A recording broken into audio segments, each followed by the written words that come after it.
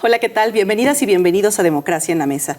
En esta ocasión hablaremos del trabajo coordinado que realiza el Instituto Nacional Electoral junto con las autoridades electorales locales para garantizar la organización no solo de las elecciones federales, sino también de las 32 locales que serán concurrentes en este 2024. Y para hablar de ello, pues hoy nos acompañan dos grandes mujeres. La consejera presidenta del Instituto Electoral de la Ciudad de México, Patricia Bendaño. Consejera, muchas gracias por acompañarnos el día de hoy. Y también nos acompaña la vocal ejecutiva de la Junta Local del INE en la Ciudad de México, María Luisa Flores, consejera vocal. Muchas gracias por estar el día de hoy. Gracias a las dos por asistir a esta convocatoria. Y para iniciar con estos programas que estaremos realizando durante los próximos meses con cada uno de los institutos electorales locales para poderles informar a ustedes cómo es que se viene realizando esta organización de cara al 2 de junio. Esta elección donde estarán concurriendo o renovándose más de 20,000 cargos y más de 98 ciudadanas y ciudadanos estarán dispuestos a acudir a las urnas. Y es así como, pues, consejera, ya está todo listo, estamos en esta preparación. ¿Qué es lo que viene en esta coordinación que debe existir entre el INE y los OPLES? Bueno, muchísimas gracias, muy buenos días, tardes, en el momento en que estén viendo este programa. Agradecer de verdad tener la oportunidad de interactuar con ustedes y comentar que definitivamente es muy importante la coordinación que nosotros como Instituto Electoral de la Ciudad de México llevamos con la Junta Local, obviamente con las autoridades centrales del Instituto Nacional Electoral, y por supuesto destacar que es muy importante que nosotros llevemos acciones conjuntas, porque tenemos una elección que, como ya se ha dicho en muchas ocasiones, es la elección más grande de la historia y cada vez va siendo más grande por el tema de la concurrencia. Y bueno, señalar que nosotros en la Ciudad de México vamos a llevar a cabo la elección de manera coordinada con el INE para la elección de quién va a ser el titular de la jefatura de gobierno, las 16 alcaldías, pero con este nuevo órgano colegiado que colabora en las actividades político-administrativas, que es un colegiado integrado por concejalas y concejales, que se incrementa su número, que anteriormente eran 200, un número aproximado, se incrementaron a 204 concejalas y concejales que se van a elegir, y también vamos a tener 66 diputados, 33 de mayoría relativa, uno por cada distrito que existe local, 32 de representación proporcional y una diputación migrante. Entonces esto es bien importante porque esta figura de la diputación migrante no existe a nivel de todo el país, y además con la novedad de que nosotros vamos a poder registrar a alguna persona que no tenga partido, se le denomina candidato sin partido en la Ciudad de México, y esta figura de la diputación migrante ya tiene esa posibilidad de que pueda ser un candidato sin partido. Esto es un elemento un tanto novedoso, ¿no? El poder incluir a los connacionales que residen fuera del país para que puedan involucrarse ya no solo en la decisión de la presidencia, las senadurías, sino también, o en la misma jefatura de gobierno que se renueva, sino también a nivel del Congreso de la Unión. Así es, efectivamente, esta figura de la diputación migrante no existe en todas las entidades del país, existe en la Ciudad de México. A partir del proceso anterior se eligió y ahora se va a renovar con la posibilidad de reelección también, que ya también está regulado en la normativa de la Ciudad de México. Y bueno, bien importante lo que señalas, Caro, porque nosotros tenemos como instituciones un enorme reto de poder convocar a quienes viven allende nuestras fronteras, a nuestros paisanos que están en otro país, en otras latitudes, y ahí por supuesto que nosotros tenemos que ir de la mano estrechamente con el INE, porque es el voto en el extranjero, pero para que ellos puedan participar necesitan tener su credencial. Número uno, que se registren, si no la tienen, que la actualicen, y que además se registren en el padrón de mexicanas y mexicanos residentes en el extranjero. Entonces, esta campaña que se ha emprendido por parte del INE, nosotros también la estamos encaminando para invitar a nuestros paisanos que se registren, porque si no, no van a tener la posibilidad de votar. Y también les estamos comunicando a través de los medios a nuestro alcance que la votación ya no solo va a ser postal, sino que se está abriendo la posibilidad de que sea a través de voto electrónico y a través de, entiendo, 23 consulados donde se va a poder llevar a cabo la votación presencial. Entonces, de verdad, esto nos marca la pauta de la enorme colaboración que debemos de tener los organismos públicos locales con el Instituto Nacional Electoral, que para estos efectos, digamos, es el poseedor de este gran registro de ciudadanas y ciudadanos, no solo en el país, sino en el extranjero, que es la credencial para votar. Y aquí entra un poco la participación del instituto, ¿no? Porque justamente es a través del INE que se hace esta coordinación del voto en el extranjero, algunos otros votos anticipados. Pero María Luisa, ¿cuál es el papel justo que juega el INE y el OPLE en la organización de estas elecciones? Porque tanto son las locales como son las federales, pero no nada más participamos en unas y en otras no, sino es como un todo conjunto, ¿no? Es todo un engranaje que de alguna manera garantiza que todo salga perfecto el 2 de junio. Caro, bueno, pues primero decirles que me da mucho gusto compartir la mesa contigo y por supuesto con Pati, con quien trabajamos de la mano, permítanme llamarle así porque tenemos una comunicación muy fluida, tenemos el gusto de estar trabajando juntas y prácticamente haber empezado este trabajo también en la Ciudad de México, ella en la presidencia, yo a la cabeza de la Junta Local. Y efectivamente, como bien lo dijo ya Pati, tenemos que trabajar de la mano para lograr los objetivos.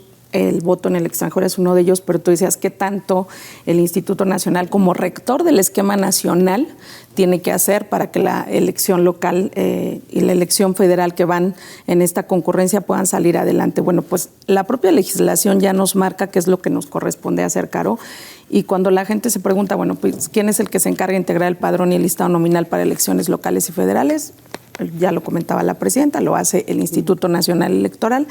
Hoy no solamente a través de la emisión de la credencial en territorio nacional, sino también en algunos consulados de todo el mundo, no solamente de Estados Unidos.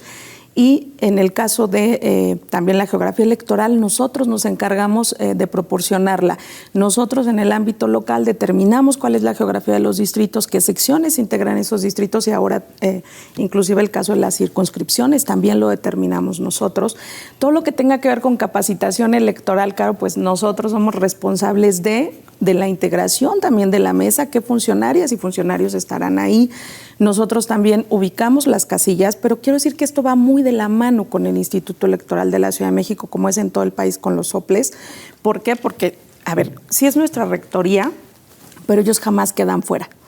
En todo el proceso hay un proceso de observación y también de opinión de los organismos donde se escuchan sus necesidades. Creo que la parte más importante de lo que logramos trabajar de la mano es que tenemos muy claro o estamos muy conscientes, en este caso en el Instituto Nacional Electoral, de lo que nos toca hacer por rectoría, pero también estamos conscientes que debemos cubrir todas las necesidades de un proceso local y somos muy respetuosos de las facultades que tienen, en este caso los institutos electorales, para nosotros el de la Ciudad de México, que tiene una serie de particularidades que tocaremos más adelante, a diferencia de otros institutos de todo el país, donde, bueno, pues son un instituto que hace una serie de ejercicios de participación, por ejemplo, extraordinario, y todo el listado nominal proviene, por supuesto, del INE. En este caso, para la elección concurrente así será. Padrón y listado nominal, pues es total responsabilidad de nosotros. La fiscalización también nos corresponde, afortunadamente, sonríe nuestra presidenta, también nos corresponde a nosotras. Entonces, todo lo que tenga que ver con esto, también la rectoría y los lineamientos que tienen que ver con los resultados preliminares que ellos integran y que entregarán en su momento o que darán cuentas en su Consejo General y, por supuesto, a la ciudadanía. También nosotros somos rectores porque así lo establece la normatividad.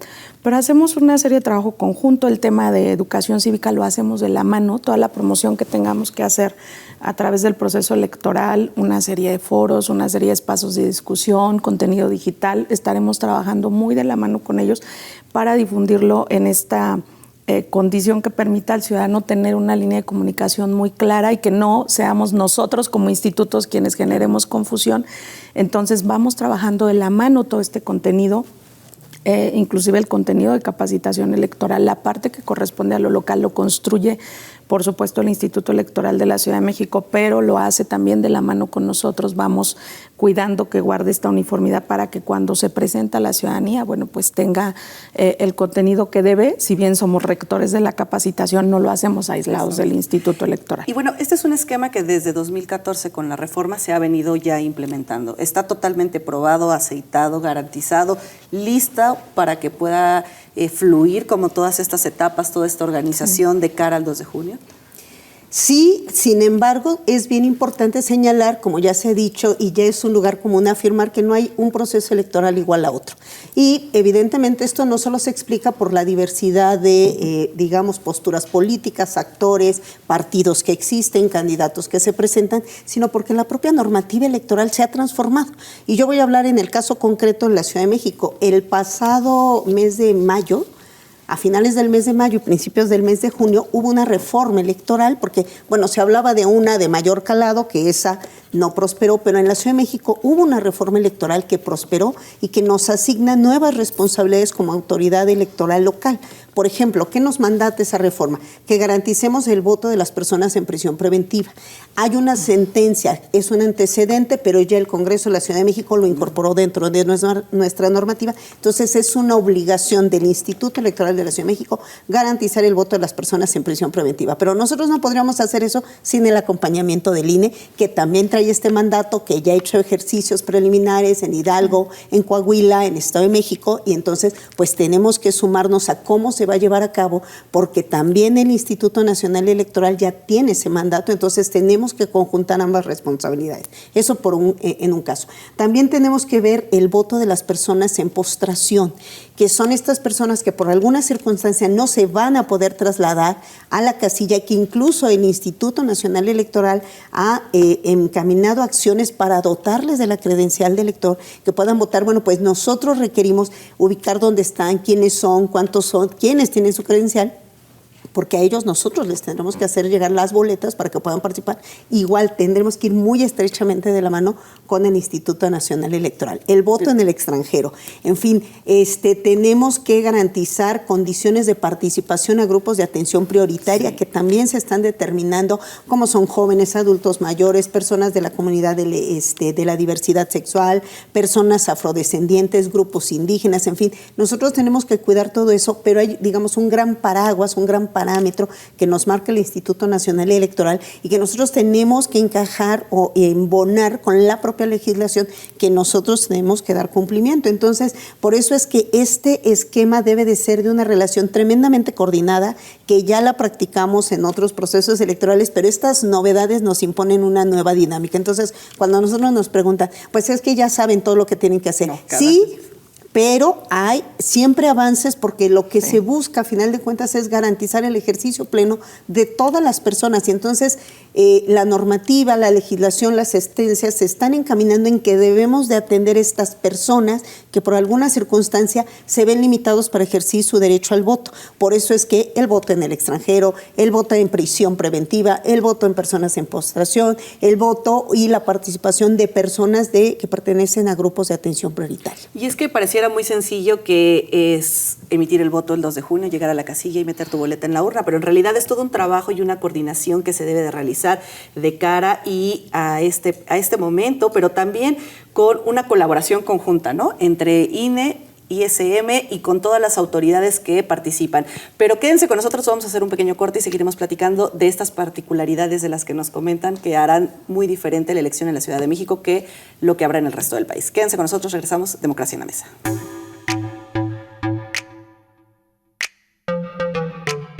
Yo tramité mi INE en México. Y yo en el extranjero. Mi INE es muy confiable porque tiene elementos que la hacen muy segura y es gratuita. La mía también. Con mi INE puedo votar, identificarme y hacer trámites bancarios en todo México. Con la mía también. Si tienes algún familiar o amistad que viva fuera del país, recuérdale que la INE del extranjero tiene el mismo valor que la de México y es válida para votar, identificarse o hacer cualquier trámite en territorio mexicano. Mi INE es mi voz en México. Y en el extranjero. La violencia política contra las mujeres en razón de género es un delito. No solo nos arranca el derecho a votar, a postularnos por un cargo o a ejercerlo.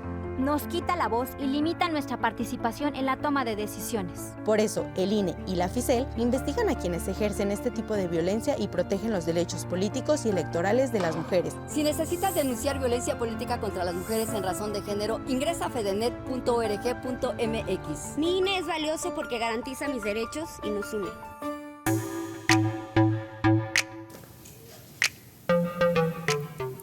Gracias por continuar con nosotros aquí en Democracia en la Mesa. Y pues veníamos platicando de esta organización que se está realizando de cara a la elección del 2 de junio entre el Instituto Nacional Electoral y el Instituto de la Ciudad de México. Y hablábamos de estas pequeñas particularidades, consejera. ¿Cuáles son el número de casillas que tiene proyectado instalar el ISM junto con el INE, el número de ciudadanos que van a votar? Es un gran universo, porque la Ciudad de México, pues prácticamente, si bien es uno de los estados más pequeños, es uno de los que tienen mayor número de población a nivel nacional.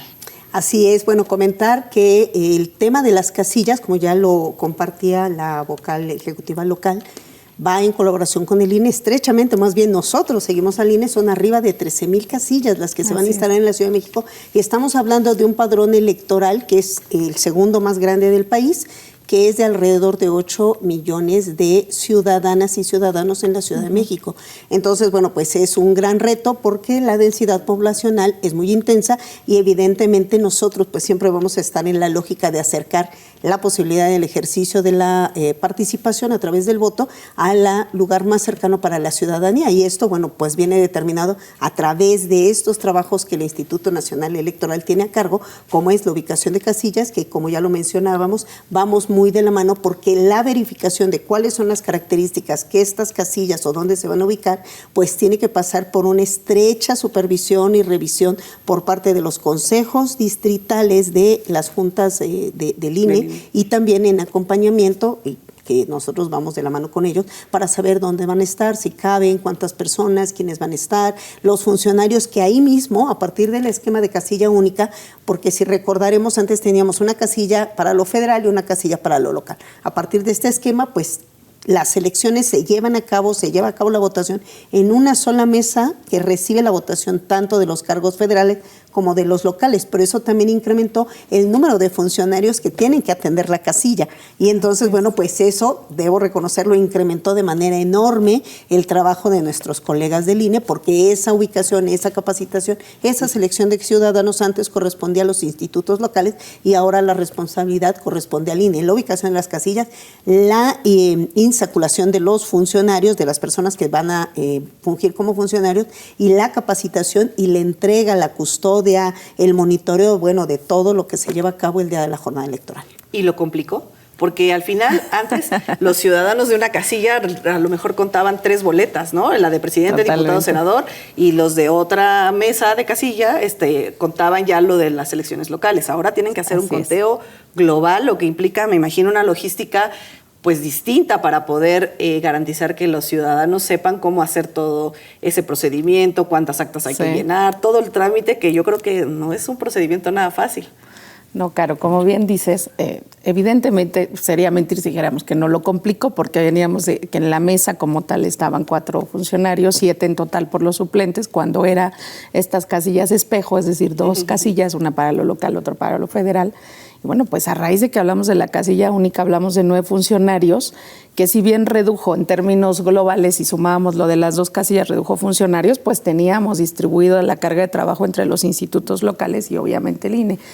Ahora el esquema nacional sin duda viene a complicar este tema, particularmente creo que viene a incrementar las actividades a cargo de las y los funcionarios. Hemos tenido que buscar nuevas estrategias, primero pues para ir acotando o haciendo mucho más sencilla la función para ellos, de tal manera que se sientan confiados y seguros a la hora de hacer los ejercicios. Nos obligó a reinventar en muchas medidas la capacitación, a pensar de otra manera los simulacros, las prácticas, a usar otras herramientas. Hoy afortunadamente para la capacitación tenemos ya mucho material ahora sin duda copioso, pero gran parte de este es digital. Ahora usamos mucho la tecnología, nos hemos obligado, además que creo que la pandemia nos hizo dar un gran salto. Hoy tenemos la posibilidad de tener de verdad un material valioso a través de los contenidos digitales. Pero también creo que nos hemos esforzado en el material que es impreso. Hemos logrado ir afinando en estos casi 10 años del esquema nacional. Hemos pasado, lo voy a decir abiertamente, la resistencia que genera el esquema nacional a entender que hemos incrementado la calidad y la eficacia de la organización de las elecciones en este trabajo conjunto. Sí es más trabajo, pero esta calidad y esta eficacia que hemos logrado trabajando juntos, tenemos que admitirla y reconocerla. Nosotros, como Instituto Nacional, tomamos buenas prácticas del Instituto Electoral de la Ciudad de México, que por cierto es pionero en muchas cosas. Tendríamos que hacer un programa aparte para hablar un poco de lo que ellos han sido pioneros, reconociendo este gran trabajo que han hecho.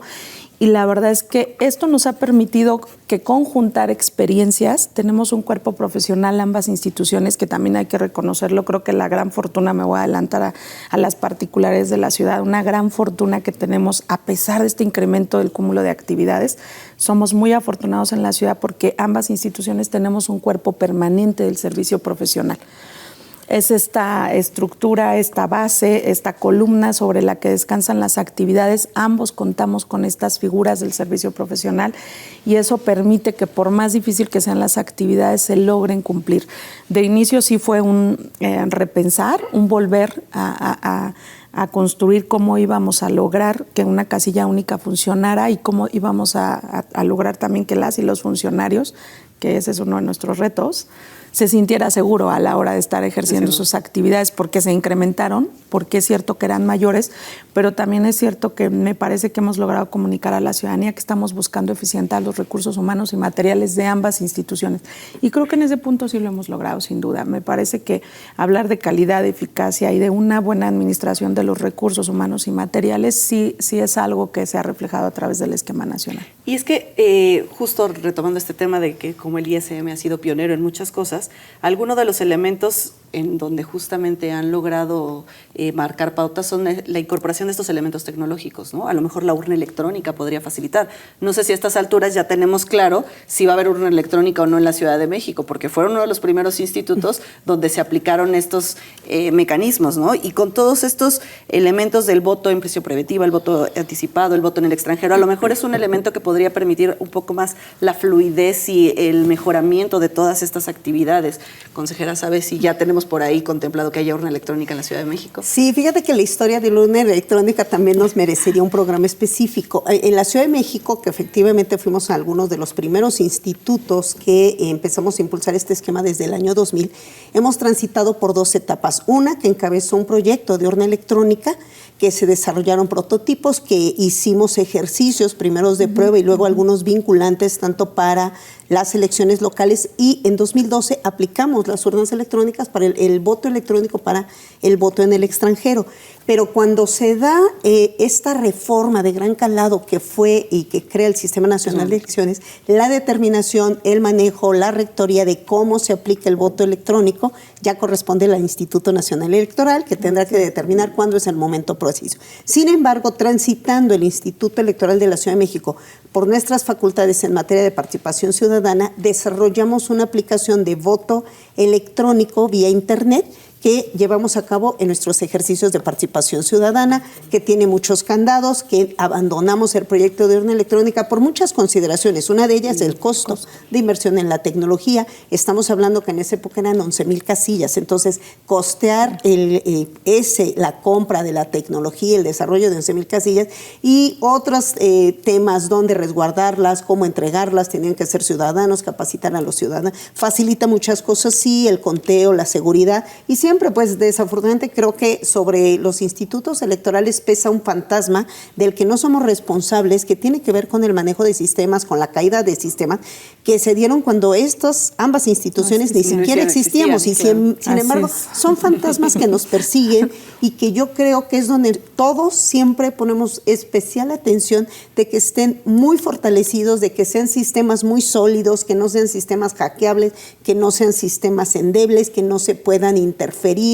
En fin, entonces tenemos ese modelo, urna electrónica, que en el caso de la Ciudad de México ya lo abandonamos. Hay otros estados, entiendo, Jalisco y Coahuila. Allá, ni siquiera. Yo creo que son 2 rutas que tienen sus pros y sus contras, porque, por ejemplo, las urnas electrónicas, al no ser conectadas por Internet, digamos, tienen una independencia en el manejo, sí facilitan, pero no van conectadas. Su probable desventaja, pues, es que requieren una inversión muy importante, la tecnología se desactualiza de manera muy, muy rápida y, evidentemente, pues, estar digamos, constantemente en la compra o en el desarrollo de esos sistemas, su ventaja, bueno, pues es que queda un tanto aislado. La ventaja del voto electrónico, que nosotros lo denominamos el CE, Sistema de Votación Electrónica por Internet, es que a través de los teléfonos celulares inteligentes, pues entonces nosotros ya no gastamos en la compra del aparato, sino que lo que gastamos es en el desarrollo del sistema.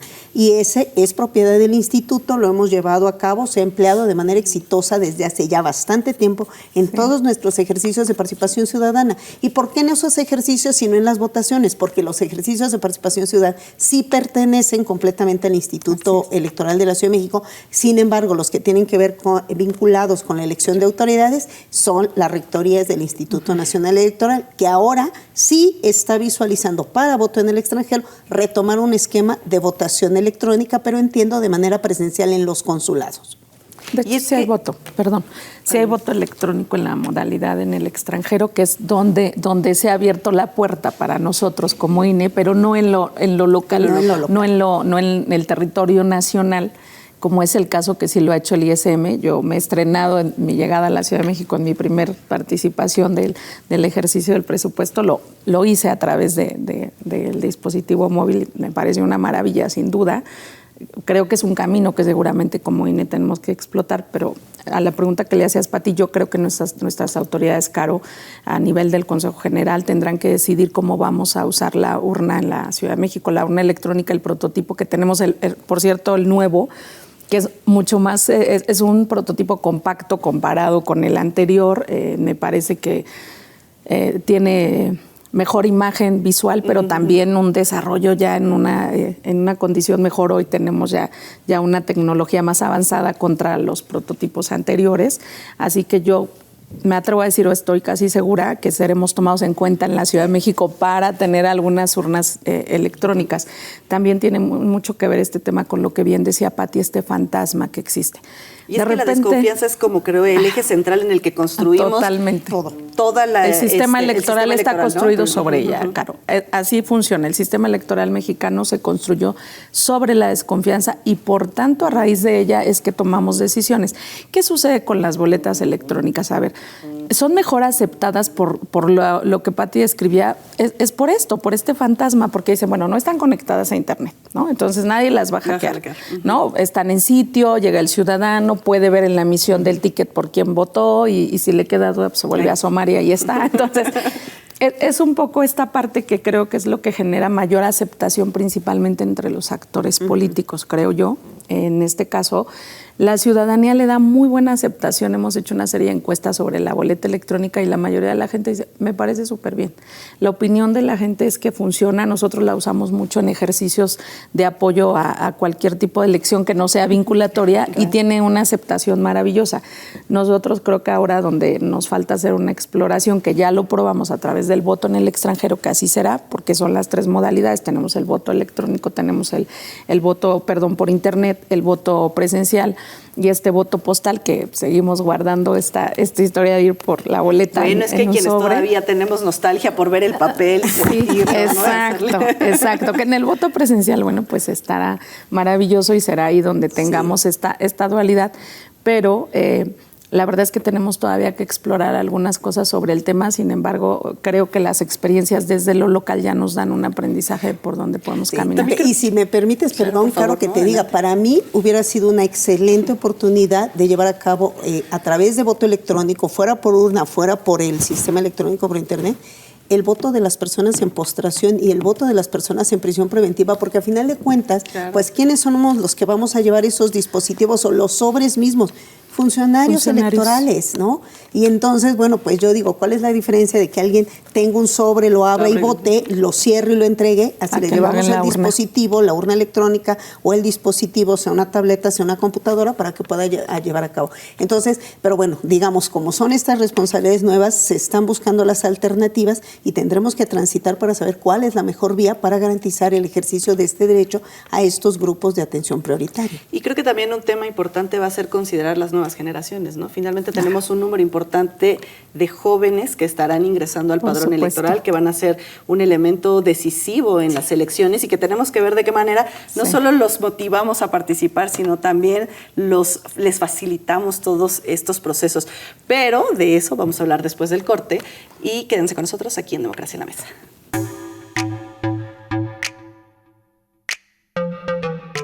Tramitar mi INE es valioso porque es muy importante que mis valores se vean reflejados en las decisiones de mi país. Estoy muy emocionada porque por fin mi voz va a contar. Porque ya es tiempo de tomar mis propias decisiones. Ya puedo tomar decisiones, ya puedo votar. Así empecé mi cumpleaños, yendo por mi INE. Si ya cumpliste 18 años, ve al módulo del INE y tramita tu credencial. Haz tu cita en INE.mx o llama a INETEL 804-33-2000. Mi INE es valioso porque me identifica y nos une. Perdería el derecho al voto. No existiría mi identidad. Perdería el derecho a la democracia. No podría hacer valer mi opinión. Sin mi INE no podría hacer nada porque me la piden en todos lados para todos los trámites. Si perdiste tu credencial o perdió vigencia, acude al módulo y actualízala. Haz tu cita en INETEL 804-33-2000 o en INE.mx. Mi INE es valioso porque me identifica y nos une.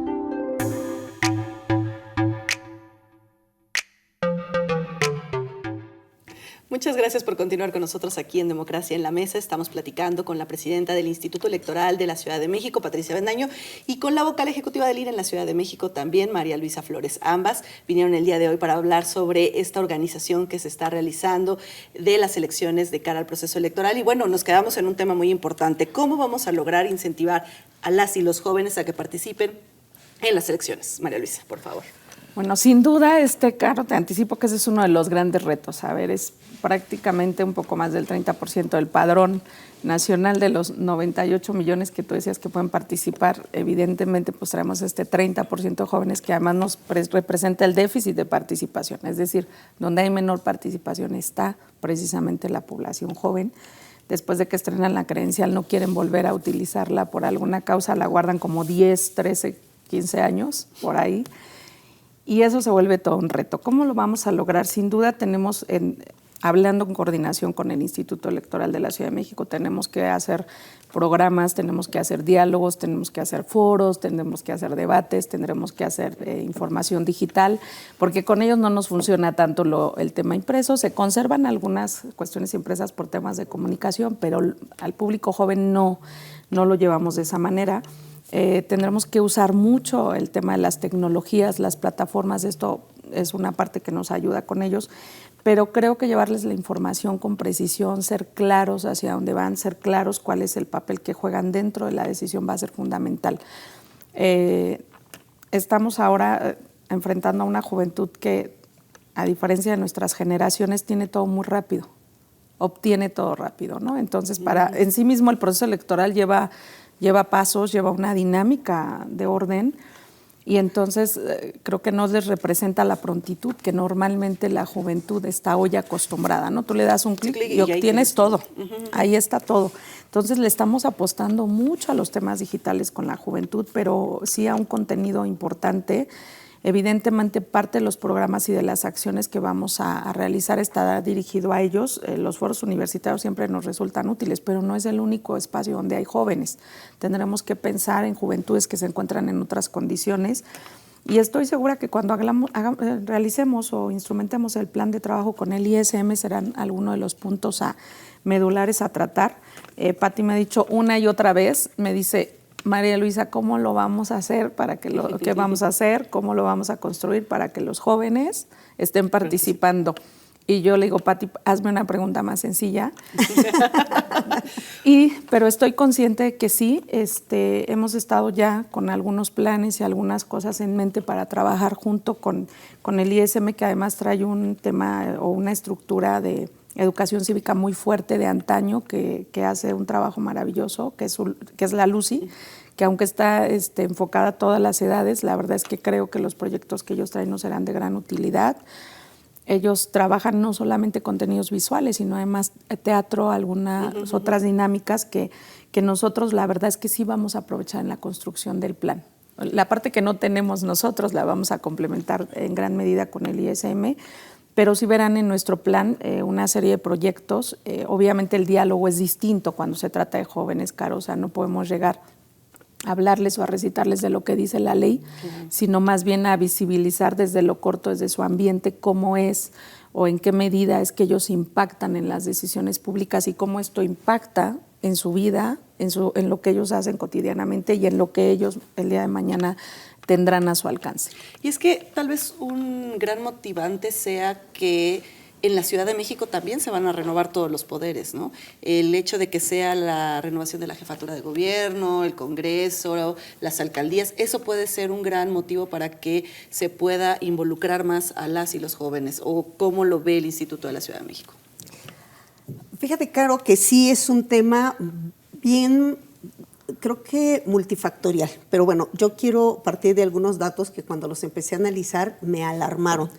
Me alarmaron profundamente porque estamos hablando de que en la Ciudad de México somos casi 9 millones de habitantes, arriba del 18% son jóvenes, y aquí hay una disparidad porque a nivel internacional los jóvenes en algunos casos son de 12 a 29 años, de 15 a 29 años. Para efectos del Código Electoral de la Ciudad de México se toma para el tema de la participación, voto activo, voto pasivo, soy votado, puedo votar, de 18 a 35 años. Entonces aquí ya hay una pequeña trampa porque entonces se está incluyendo una población que no necesariamente es joven, pero así ya quedaron para que puedan participar como candidatos. En materia de quiénes pueden votar, pues cualquier joven a partir de los 18 años, pero como bien lo dice María Alicia, a partir de estadísticas que tiene el INE y que tenemos nosotros, nos hemos dado cuenta, fíjate nada más qué dramático, en la última elección 2021, que es cierto que es una elección intermedia, que convoca menos a la ciudadanía, traemos de las personas de 18 a 35 años un 60% de abstención. 60% de abstención equivale a 1.500.000 jóvenes que no quisieron ir a votar. Y 1.500.000 personas equivale a la lista nominal de Ixtapalapa. Ixtapalapa, que es la alcaldía con mayor población. Y te quiero decir que 1.500.000 personas que vayan y voten por alguna fuerza política hacen la diferencia. Hace una profunda diferencia. Y si eso lo trasladas a diputaciones de mayoría relativa, de representación proporcional, entonces estamos hablando de un fenómeno dramático, porque además las personas que menos participan son las personas de 25 a 29 años, que son personas que seguramente si trabajan, pues ya tienen un trabajo, si estudiaron y ejercen su profesión, tienen una familia, están en edad reproductiva, etcétera, etcétera. Algo ha cambiado, no estoy tan segura. Lo que es cierto, y de verdad aquí lo quiero decir muy claramente, es una responsabilidad de ambas instituciones, educación cívica, fomento, y me voy a poner un poco romántica, es así como que el amor se le alimenta día a día, la democracia también. La democracia no es de un día, la democracia se fomenta desde la niñez, del ejercicio, de la participación, de la defensa de los derechos, de cómo expresarnos, de cómo pedir, de cómo interactuar con la autoridad. Por eso la importancia de los programas de educación cívica, porque no solo nos podemos enfocar a los que van a ser primovotantes y hay que decirles que voten. La responsabilidad sí es de los institutos electorales, tenemos esta gran misión, educación cívica, participación, pero ¿dónde están quienes tienen la oferta política? Porque también es cierto que nosotros los podemos llamar a participar, pero si ellos no encuentran una oferta política que responda a sus intereses, que responda a sus necesidades, que las autoridades que traigan un discurso, entonces yo digo, sí es una parte y nosotros tenemos una parte muy importante, pero están las fuerzas políticas que deben de tener plataformas, programas que respondan a esas necesidades. Las autoridades y los legisladores tienen una responsabilidad importante, o sea, si tuviéramos que dividirla, yo la divido en 4, o nos toca un cuarto, pero están las autoridades, están los legisladores, están las fuerzas políticas y en su conjunto en la sociedad. Todos debemos de participar. Creo que es motivante saber que se van a renovar tantos cargos, pero probablemente, y creo que ahí lo traduzco yo, no estamos sabiendo comunicar. ¿Cuál es la relevancia de su participación? Porque probablemente ellos, digo, a lo mejor no hemos sabido decirles que su participación se traduce en acciones de gobierno, se traduce en leyes que les puede favorecer, se traduce en presupuesto que puede ser beneficioso, se traduce en programas de servicios públicos. O sea, el voto se traduce en muchas otras cuestiones y no nada más que elijamos a una figura que haga alguna acción como gobernar o como legislar. Eso tiene una repercusión directa en nuestras vidas. Pero si nosotros no sabemos comunicarlo, porque cuando digo no sabemos, estoy hablando de este conjunto de la sociedad, de que las personas jóvenes sepan que tienen ese poder, sepan que tienen la fuerza de cambiar si algo no les parece en esta ciudad, para transformar esa realidad que sea más beneficiosa. Y entonces yo digo, pues los estamos olvidando o se sienten invisibilizados o no estamos sabiendo responder a sus demandas. Entonces creo que una gran misión nuestra sí es decirles cuáles son sus derechos, cómo los tienen que ejercer, pero creo creo que también la responsabilidad la tenemos que dividir para que encuentren motivación en esas plataformas electorales, en esos candidatos que respondan a sus demandas, en esos aspirantes a legisladores, en esas autoridades que tienen una interacción directa con la población en la ciudad. Claro. Y bueno, pues ya estamos en la recta final del programa, pero no podemos despedirnos sin antes hablar rápidamente de las peculiaridades que tendrá las elecciones en la Ciudad de México. Consejera, ¿cuáles son esos elementos que van a diferenciar a la Ciudad de México del resto del país?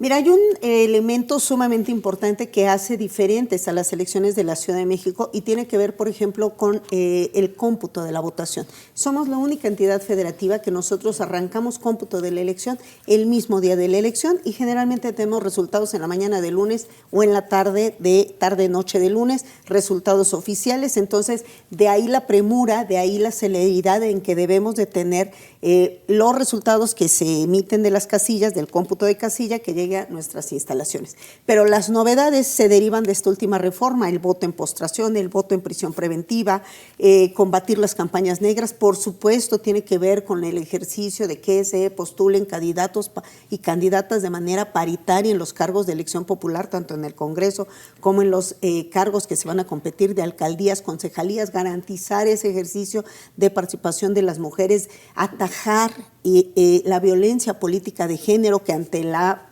determinación de la paridad se ha incrementado para limitar la participación de las mujeres. Y ese es otro gran tema, porque entonces también tiene que ver como la manera en que se llevan a cabo los ataques, las campañas negras, el uso de recursos públicos. Entonces, todo significa un reto. Hay un proceso bien armado, un proceso que tenemos conocimiento de cómo hacerlo, llevarlo bien. Hay novedades y siempre el reto es lograr una mayor participación y que todos los contendientes respeten la normativa electoral. Y para todo eso, ¿el Instituto Nacional Electoral en la Ciudad de México está listo y preparado? Estamos listos, Caro. La verdad es que afortunadamente te puedo decir que en temas de coordinación en lo que tiene que ver con esta concurrencia de la elección trabajamos muy de la mano, como te lo hemos comentado, pero es que realmente así es, vamos muy de la mano con el Instituto Electoral de la Ciudad de México. Creo que nosotros a nivel de INE en la Ciudad de México tenemos muy claro las necesidades y particularidades que tiene el instituto, entre ellas uno de los mayores preocupaciones que tenemos es el cómputo que realizan el mismo día. Eso, a diferencia de otras entidades, nos lleva a construir de manera diferente el cuidado de los mecanismos de recolección, porque obviamente el Instituto Electoral está en espera a la brevedad de sus paquetes, esa es una.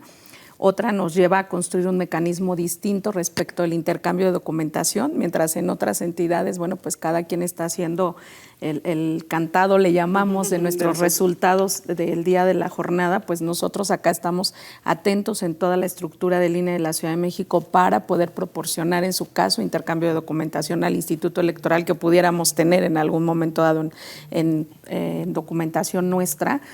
Esas pequeñas o que parecieran pequeñas diferencias se vuelven un aspecto de mucho cuidado. Creo que sí estamos más que listos para enfrentar la elección concurrente, en su caso en la Ciudad de México, la renovación de todos los cargos que se eligen mediante voto directo. Así que le podemos decir a quienes nos hacen el favor de seguirnos a través de nuestras redes que estén tranquilos en ese punto y que tengan la seguridad que de la manera profesional que ha caracterizado por tantos años desde su creación al Instituto Electoral de la Ciudad de México y al entonces IFE y ahora INE, estaremos entregándoles buenas cuentas, haciendo que el proceso sea lo más pulcro posible, buscando y garantizando que la certeza sea lo que caracteriza la elección en la Ciudad de México y que estaremos con una coordinación y comunicación abierta todo el tiempo para que la ciudadanía obtenga el resultado que espera, es decir, que encuentre su casilla, que emita su voto y que después conozca el resultado de la misma, que es la parte que a la ciudadanía le preocupa, ¿no? Y me imagino que, pues, sin duda, el Instituto Electoral de la Ciudad de México también está más que preparado y listo para poder recibir todos estos votos, contabilizarlos con estas peculiaridades, estas complejidades y, sobre todo, garantizar que estas novedades sean un éxito. Así es, nos hemos preparado a lo largo, porque a veces se dice, arrancó el proceso electoral, pero la parte más visible siempre para la ciudadanía es el día de la jornada, y no.